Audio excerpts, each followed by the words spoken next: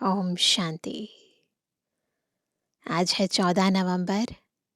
इस दिन को हम संपूर्ण भारत देश में चिल्ड्रंस डे के रूप में सेलिब्रेट करते हैं, क्योंकि आज ही के दिन भारत देश के प्रथम प्रधानमंत्री जवाहरलाल नेहरू जी का जन्मदिन रहा।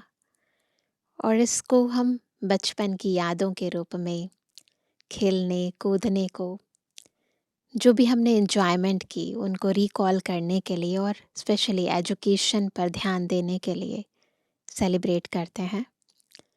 और हम तो बाबा के सदा काल के बच्चे हैं ही। शिव बाबा जो इस दुनिया की जो उम्र है उससे हमें ऊपर उठा देते हैं और सदा काल के लिए अपना बच्चा स्वीकार करते हैं। और देखा जाता है कि जो बाबा के बच्चे हैं, जब ज्ञान में चलते हैं तो कई बार अपनी उम्र को भी भूल जाते हैं।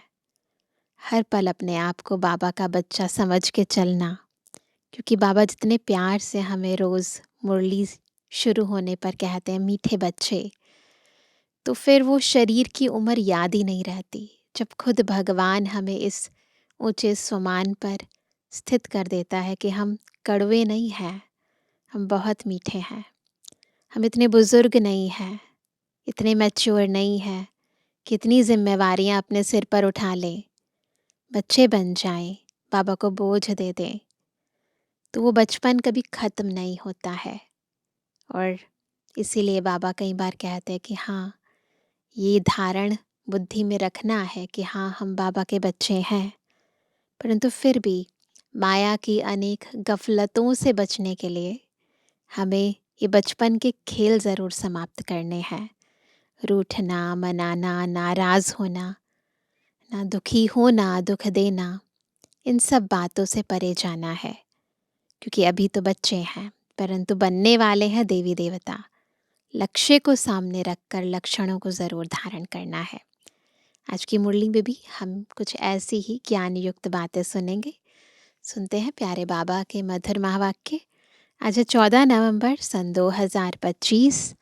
बाबा के महावाक्य हैं, मीठे बच्चे, ऊंच ते ऊंच पद पाना है तो क्या करेंगे? याद की यात्रा में मस्त रहो। यही है रूहानी फांसी।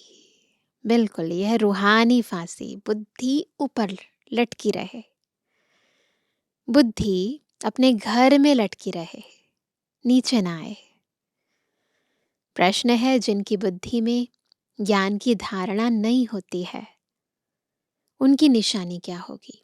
एक है ज्ञान की जो पॉइंट्स हैं उन्हें याद करना, और दूसरा है ईश्वरीय ज्ञान की धारणा होना, जीवन में परिवर्तन आ जाना उससे। तो जिनकी बुद्धि में ज्ञान की धारणा नहीं होती है, उनकी निशानी क्या होगी?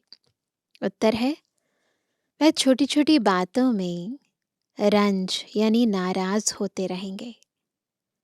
जिसकी बुद्धि में जितना ज्ञान धारण होगा, उतनी उसे खुशी रहेगी।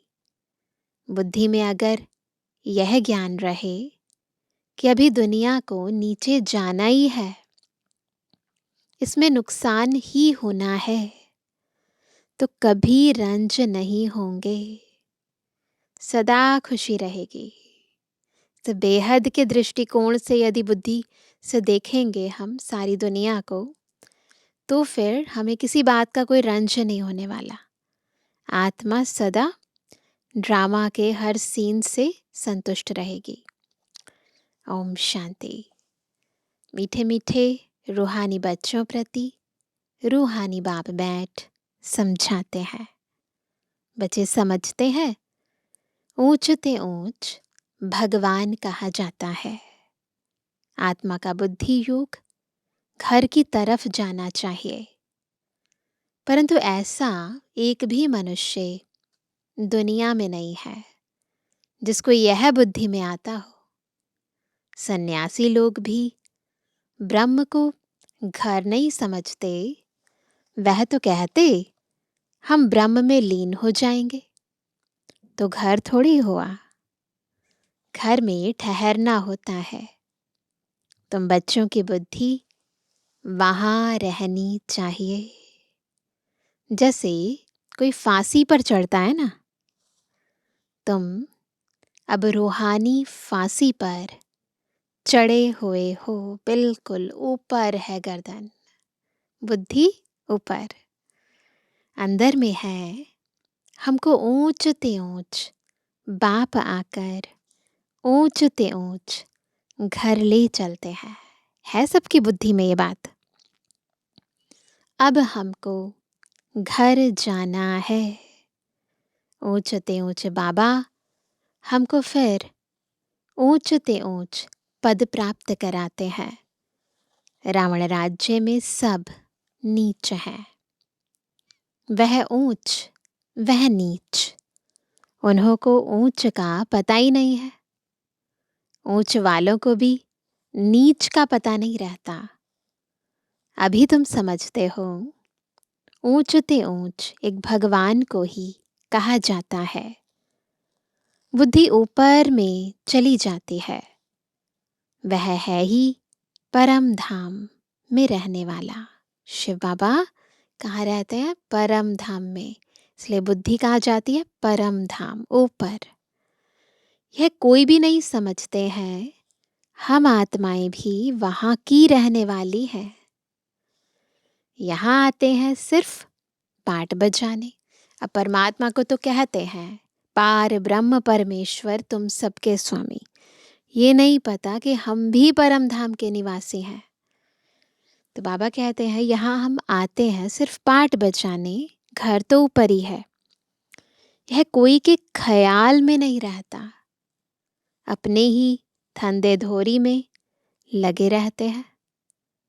अब बाप समझाते हैं, ऊंचते ऊंच तब बनेंगे जब याद की यात्रा में मस्त रहेंगे।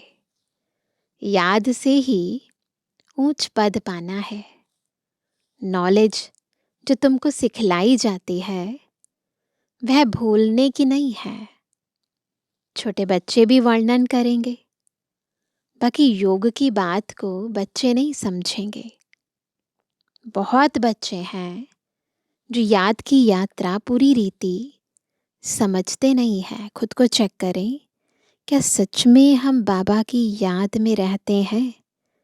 याद की यात्रा को यथार्थ रीति कितना समझा है? हम कितना ऊंचते ऊंच जाते हैं। मूल वतन, सूक्ष्म वतन, स्थूल वतन, 5 तत्व यहाँ है। 5 तत्व इस स्थूल वतन में है। सूक्ष्म वतन, मूल वतन में यह नहीं होते। यह नॉलेज बाप ही देते हैं। इसलिए उनको क्या कहते हैं? ज्ञान का सागर कहा जाता है। तीनों कालों का ज्ञान, तीनों लोकों का ज्ञान केवल एक त्रिकालदर्शी शिव बाबा देते हैं। मनुष्य समझते हैं बहुत शास्त्र आदि पढ़ना ही ज्ञान है। कितना पैसा कमाते हैं शास्त्र पढ़ने वालों को, कितना मान मिलता है। परंतु अब तुम समझते हो, इसमें कोई ऊंचाई तो है नहीं। ऊंचते ऊंच तो है ही एक भगवान। शास्त्र पढ़ने से कोई ऊंच पद थोड़ी नहीं मिलता है ना? ये तो बाबा का ज्ञान पढ़ने से हमें ऊंच पद की प्राप्ति होती है। शास्त्र पढ़ने से कुछ नहीं मिलता। तो बाबा कहते हैं परंतु अब तुम समझते हो, इसमें कोई ऊंचाई तो है नहीं। ऊंचते ऊंच तो है ही एक भगवान। उनके द्वारा हम ऊंचते ऊंच स्वर्ग में राज्य करने वाले बनते हैं। स्वर्ग क्या है, नर्क क्या है, 84 का चक्र कैसे फिरता है, यह सिवाय तुम्हारे इस सृष्टि में कोई भी नहीं जानते हैं। कह देते हैं यह सब कल्पना है। ऐसे के लिए समझना है, जो लोग ऐसा समझते हैं कि ये कल्पना है, इनकी अपनी सोच है, तो ऐसे के लिए समझना है यह हमारे कुल का नहीं है। दिल शिकस्त नहीं होना चाहिए। किसी को हम समझाएँ, वो ना समझे, तो इसका मतलब ये नहीं है कि हम डिसहार्टेंड हो जाएँ, है ना? हमें दिल शिकस्त नहीं होना है। समझा जाता है, इनका पार्ट नहीं है, तो कुछ भी समझ नहीं सकेंगे। अभी तुम बच्चों का सिर बहुत ऊँचा है। सिर कहाँ है? ऊँच है। जब तुम ऊँच दुनिया में होंगे, कहाँ? स्वर्ग में, तो नीच दुनिया को नहीं जानेंगे, है ना? उस समय स्वर्ग में जब होंगे तो ये थोड़ा ना पता होगा कि संगम था इससे पहले, कलयुग था उससे पहले, नहीं। नीच दुनिया वाले फिर ऊंच दुनिया को नहीं जानते। उनको कहा ही जाता है स्वर्ग। विलायत वाले भल स्वर्ग में जाते नहीं हैं, फिर भी नाम तो लेते हैं। क्या क्या कहते हैं? हेवन। कितने सारे नाम रखे हैं स्वर्ग के। यहाँ हम सतयुग कहते हैं, स्वर्ग कहते हैं, हेवन कहते हैं, वो पैराडाइज कहते हैं। तो कहते हैं हेवन पैराडाइज था। मुसलमान लोग भी बहिश्त कहते हैं। परंतु यह उनको पता नहीं है कि वहाँ कैसे जाना होता है। अभी तुमको कितनी समझ मिलती है। ऊंचते ऊंच बाप कितनी नॉलेज देते हैं। यह ड्रामा कैसा वंडरफुल बना हुआ है। जो ड्रामा के राज को नहीं जानते, वह कल्पना कह देते हैं। तुम बच्चे जानते हो, यह तो है ही पतित दुनिया, इसलिए चिल्लाते हैं। क्या कहते हैं? हे पतित पावन, आकर हमको पावन बनाओ। बाप कहते हैं हर 5000 वर्ष बाद हिस्ट्री रिपीट होती है। पुरानी दुनिया सो नई बनती है, इसलिए मुझे आना पड़ता है। कल्प कल्प आकर तुम बच्चों को ऊंचते ऊंच बनाता हूँ। पावन को ऊंच और पतित को नीच कहा जाता है। यही दुनिया नई पावन थी, अभी तो पतित है। यह बातें तुम्हारे में भी नंबरवार हैं जो समझते हैं। जिनकी बुद्धि में यह बातें रहती हैं, वह सदा खुश रहते हैं। बुद्धि में नहीं है तो कोई ने कुछ कहा, कुछ नुकसान हुआ तो रंज हो जाते हैं, नाराज हो जाते हैं, परेशान हो जाते हैं। बाबा कहते हैं अब इस नीच दुनिया का अंत आना है ना? समझो कोई चीज़ खराब हो गई है, पुरानी हो गई है, अब उसके अंदर कुछ ना कुछ तो चलता ही रहेगा ना। तो अगर समझते हैं, बुद्धि में ज्ञान है, तो नाराज़ नहीं होंगे, परेशान नहीं होंगे, है ना? नई दुनिया की स्थापना में अपना समय शक्ति लगाएंगे, ना कि पुरानी दुनिया के दुख के अंदर रोने में, परेशान होने में टाइम वेस्ट करेंगे। तो बाबा कहते हैं अब इस नीच दुनिया का अंत आना है। यह है पुरानी दुनिया। मनुष्य कितना नीच बन जाते हैं, परंतु यह कोई समझते थोड़ी ही हैं कि हम नीच हैं ना। भले आरती में गाते रहें मैं नीच हूँ, पापी हूँ, मैं मूर्ख हूँ, खल हूँ, कामी हूँ, पर प्रैक्टिकली अंदर तो नहीं समझते ना। तो अगर समझते थोड़ी ना कि हम नीच हैं। भक्त लोग हमेशा सिर झुकाते हैं। नीच के आगे सिर झुकाना थोड़ी होता है, पवित्र के आगे सिर झुकाना होता है। सतयुग में कभी ऐसा नहीं होता, वहाँ कोई किसी के आगे सिर नहीं झुकाता। भक्त लोग ही ऐसा करते हैं। बाप तो ऐसा नहीं कहते सिर झुकाकर चलो, नहीं, यह तो पढ़ाई है। गॉड फादरली यूनिवर्सिटी में तुम पढ़ रहे हो, तो कितना नशा रहना चाहिए। क्या नशा रहे? हम गॉड फादर की यूनिवर्सिटी में पढ़ रहे हैं। ऐसे नहीं सिर्फ यूनिवर्सिटी में नशा रहे, घर में उतर जाए। जब तक यहाँ बैठकर मुरली सुन रहे हैं नशा रहे, और फिर घर जाए तो उतर जाए। घर में नशा रहना चाहिए। यहाँ तो तुम बच्चे जानते हो, शिव बाबा हमको पढ़ाते हैं। यह तो कहते हैं कि मैं थोड़ी ज्ञान सागर हूँ। ब्रह्मा बाबा वो तो कहते हैं कि मैं ज्ञान सागर नहीं हूँ। यह बाबा भी ज्ञान का सागर नहीं है। हाँ, अब शिव बाबा कह रहे हैं कि ये ब्रह्मा बाबा भी ज्ञान का सागर नहीं है। सागर से नदी निकलती है ना, सागर तो एक है। ब्रह्मपुत्रा सबसे बड़ी नदी है। ब्रह्मा बाबा उनकी यादगार में है, तो बाबा कहते हैं वो सबसे बड़ी नदी है। बहुत बड़े स्टीमर्स आते हैं। नदियां तो बाहर में बहुत है। पतित पावनी गंगा यह सिर्फ यहाँ ही कहते हैं।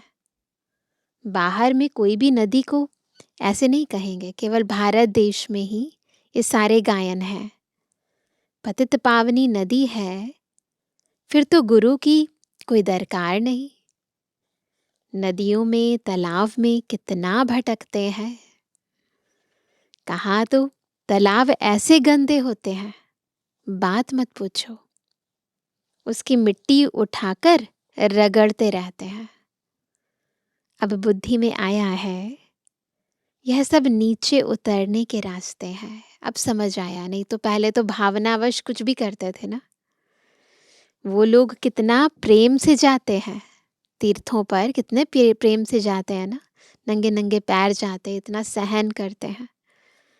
अब तुम समझते हो कि इस ज्ञान से हमारी आंखें ही खुल गई। तुम्हारी ज्ञान की तीसरी आंख खुली है, सबकी खुल गई। आत्मा को तीसरा नेत्र मिलता है, इसलिए त्रिकालदर्शी कहते हैं। तीनों कालों का ज्ञान आत्मा में आता है। आत्मा तो बिंदी है, उसमें नेत्र कैसे होगा। यह सब समझने की बातें हैं। प्रतीकात्मक या कहें अलंकृत भाषा का प्रयोग किया जाता है समझाने के लिए। ज्ञान के तीसरे नेत्र से तुम त्रिकालदर्शी त्रिलोकीनाथ बनते हो। नास्तिक से आस्तिक बन जाते हो। आगे तुम रचयिता और रचना के आदि मध्य अंत को नहीं जानते थे। अभी बाप द्वारा रचना के आदि मध्य अंत को जानने से तुमको वर्षा मिल रहा है, तो हम नास्तिक से आस्तिक बन गए हैं। यह नॉलेज है ना। हिस्ट्री ज्योग्राफी भी है, हिसाब किताब है ना। अच्छा, तीखा बच्चा हो तो हिसाब करे हम कितने जन्म लेते हैं। इस हिसाब से और धर्म वालों के कितने जन्म होंगे। परंतु बाप कहते हैं इन सब बातों में जास्ती माथा मारने की दरकार नहीं है। पापा क्या कहते, बस मुझे याद करो, टाइम वेस्ट हो जाएगा। यहाँ तो सब भूलना है, ज़्यादा डिटेल में जाने की ज़रूरत नहीं है। पापा कहते हैं जो कुछ पहले भी पढ़ा है वो भी भूल जाओ। यह सुनाने की दरकार नहीं। तुम तो रचता बाप की पहचान देते हो, जिसको कोई जानते नहीं। ये है मूल ज्ञान, स्वयं का ज्ञान, शिव बाबा का ज्ञान। शिव बाबा भारत में ही आते हैं, ज़रूर कुछ करके जाते हैं, तब तो जयंती मनाते हैं ना। गांधी अथवा कोई साधु आदि होकर गए हैं, उन्हों के स्टैंप बनाते रहते हैं, फैमिली प्लानिंग का स्टैंप बनाते हैं। अभी तुमको तो नशा है, हम तो पांडव गवर्नमेंट हैं, ऑलमाइटी बाबा की गवर्नमेंट है। तुम्हारा यह कोट ऑफ आर्म्स है, और कोई इस कोट ऑफ आर्म्स को जानते ही नहीं। तुम समझते हो कि विनाश काले प्रीत बुद्धि हमारी ही है। बाप को हम बहुत याद करते हैं। बाप को याद करते करते प्रेम में आंसू आ जाते हैं। बाबा, आप हमें आधा कल्प के लिए सब दुखों से दूर कर देते हो, और कोई गुरु व मित्र संबंधी आदि किसको भी याद करने की दरकार नहीं। एक बाप को ही याद करो। कितनी बार बाबा रिपीट करते हैं कि एक मुझे याद करो। सवेरे का टाइम बहुत अच्छा है। बाबा, आपकी तो बड़ी कमाल है। हर 5000 वर्ष बाद हमें आप जगाते हो। सभी मनुष्य मात्र कुंभकर्ण की आसुरी नींद में सोए हुए हैं, बहुत गहरी नींद में। बार बार उन्हें ज्ञान का अमृत डालते हैं उनके ऊपर, परंतु उनको थोड़ी देर उठते हैं फिर सो जाते हैं। बाबा कहते हैं अर्थात अज्ञान अंधेरे में है। कुंभकर्ण की गहरी नींद का मतलब अज्ञान अंधेरे में है। अभी तुम समझते हो भारत का प्राचीन योग तो यह है। बाकी जो भी इतने हठ योग आदि सिखलाते हैं वह सभी है एक्सरसाइज, शरीर को तंदुरुस्त रखने के लिए। अभी तुम्हारी बुद्धि में सारा ज्ञान है तो खुशी रहती है। यहाँ आते हो, समझते हो, बाबा रिफ्रेश करते हैं। कोई तो यहाँ रिफ्रेश हो, बाहर निकलते हैं, वह नशा खलास हो जाता है। यहाँ रिफ्रेश हो जाते हैं, नशा चढ़ जाता है, बाहर निकले खत्म। नंबरवार तो है ना। बाबा समझाते हैं यह है पतित दुनिया। बुलाते भी हैं, हे पतित पावन आओ, परंतु अपने को पतित समझते थोड़ी हैं। इसलिए पाप धोने जाते हैं, लेकिन शरीर को थोड़ी पाप लगता है। धोते तो शरीर को ही है ना। बाप तो आकर तुम्हें पावन बनाते हैं, यानी हम आत्माओं को पावन बनाते हैं और कहते हैं मामेकम याद करो तो तुम्हारे विकर्म विनाश होंगे। यह ज्ञान अभी तुमको मिला है। यही टाइम है विकर्मों को विनाश करने का। भारत स्वर्ग था, अभी नरक है। तुम बच्चे तो अभी संगम पर हो। कोई विकार में गिरते हैं तो फेल होते हैं, तो जैसे नरक में जाकर गिर पड़ते हैं, 5 मंजिल से गिर पड़ते हैं, फिर 100 गुना सजा खानी पड़ती है। इसलिए बहुत ध्यान रखना है। तो बाप समझाते हैं कि भारत कितना ऊंच था, अब कितना नीच है। अब तुम कितना समझदार बनते हो। मनुष्य तो कितने बेसमझ है। ये कंट्रास्ट अभी हमको समझ में आता है। बाबा तुमको यहाँ कितना नशा चढ़ाते हैं, फिर बाहर निकलने से नशा कम हो जाता है, खुशी उड़ जाती है। स्टूडेंट कोई बड़ा इम्तिहान पास करते हैं तो कभी नशा कम होता है क्या? पढ़कर पास होते हैं, फिर क्या क्या बन जाते हैं। डिग्रीज का नशा तो सभी को होता है ना। अभी देखो दुनिया का क्या हाल है। तुमको ऊंचते ऊंच बाप आकर पढ़ाते हैं, सो भी है निराकार।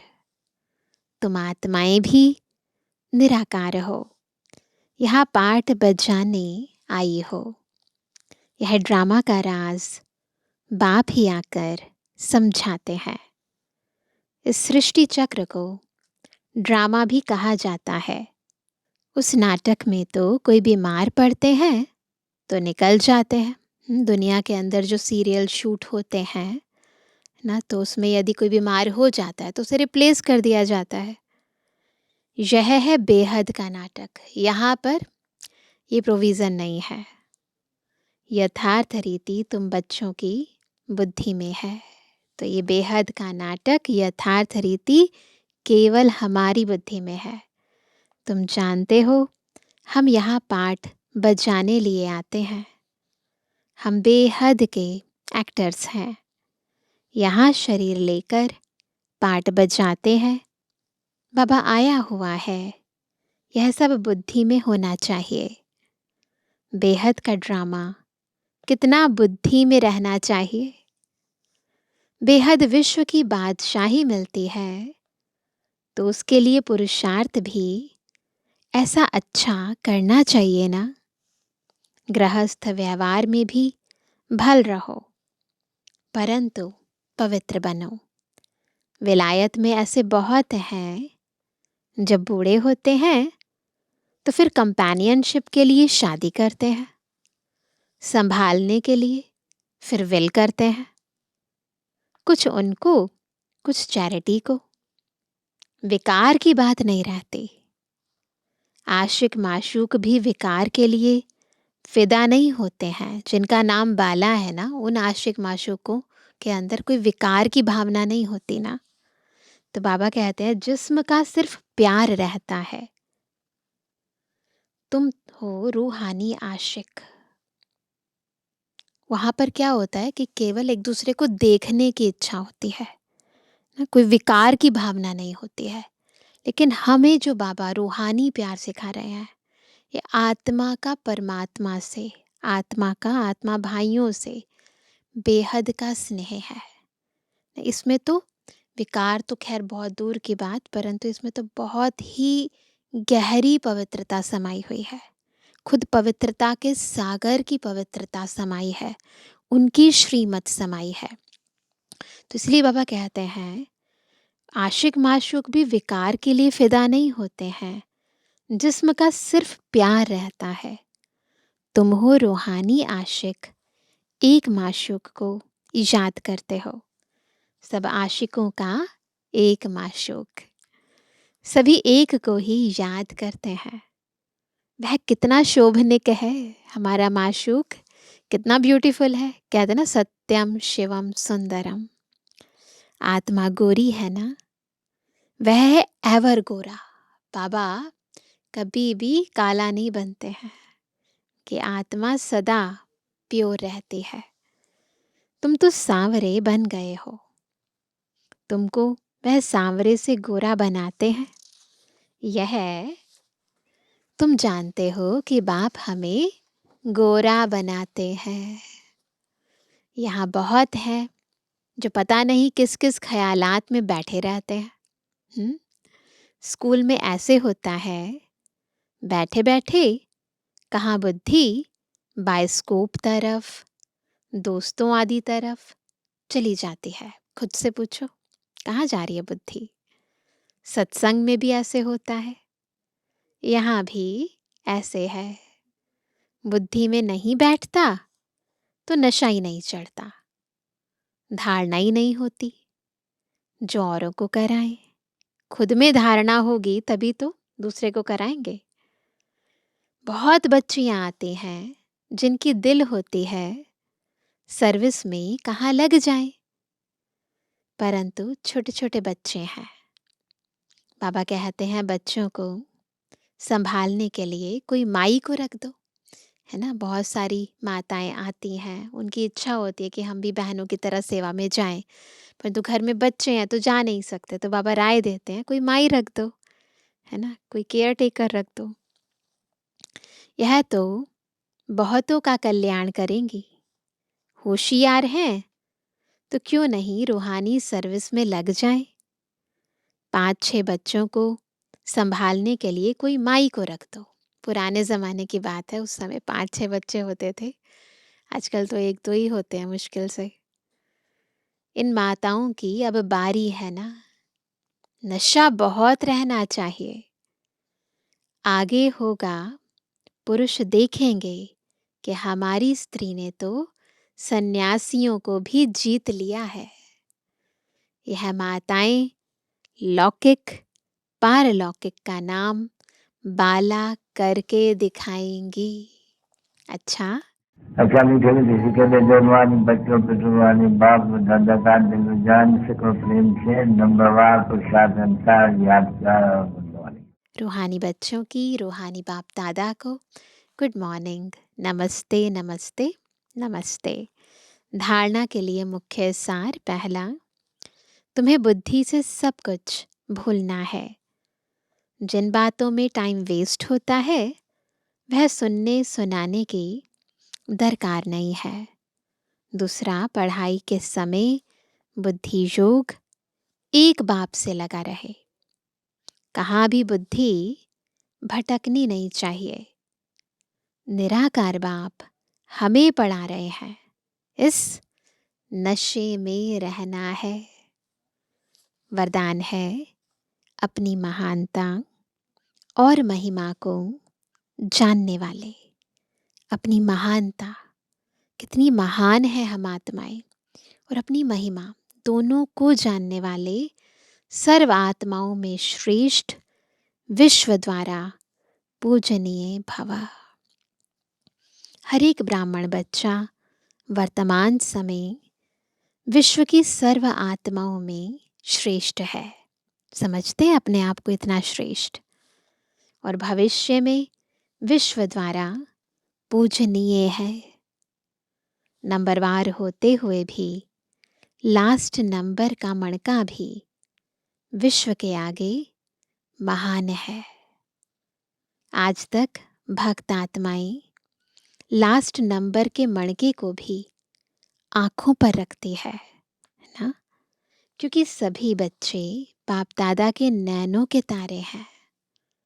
नूरे रत्न है, जिसने एक बार भी मन से, सच्चे दिल से अपने को बाबा का बच्चा निश्चय किया, डायरेक्ट बाप का बच्चा बना, उसे महान व पूजनीय बनने की लॉटरी व वरदान मिल ही जाता है।